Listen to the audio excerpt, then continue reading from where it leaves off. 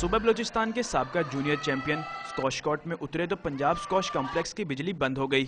Sports مین شپ کا نعرہ لگانے والے ڈی سی او لاہور نور الامین مینگل نے بند پنکھوں اور گھپ اندھیرے میں ہی 2 شاٹس کھیلی اور ٹورنامنٹ کا کوڈ نوجوان کھلاڑیوں کے سپرد کر دیا۔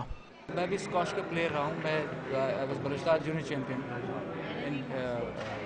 تو یہ گرمی میں اور سردی میں وہاں پہ سردیاں ہوتی تھی -10 ڈگری سینٹی، تو وہاں پہ ہم یہ انگیٹھیاں رکھ کے کھیلتے تھے۔ سپورٹس مین کے لیے نہیں ہوتا کہ گرمی ہے سردی ہے وہ کھیلتا ہے۔ مگر ڈی سی او لاہور کا بیان شاید کھلاڑیوں اور تماشائیوں کو پسند نہیں آیا۔ نوجوان کھلاڑیوں نے کہا کہ حکومت پنجاب کو نئے ٹیلنٹ کی تلاش ہے تو بجلی دے۔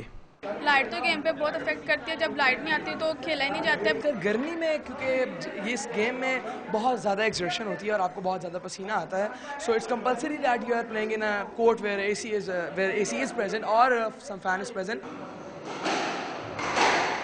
ڈی سی او لاہور کی جانب سے پنجاب سکواش کمپلیکس کو جنریٹر فراہم کرنے کی یقین دہانی پر نوجوان کھلاڑیوں نے کورٹ میں قدم رکھا اور کھیل کا آغاز کیا۔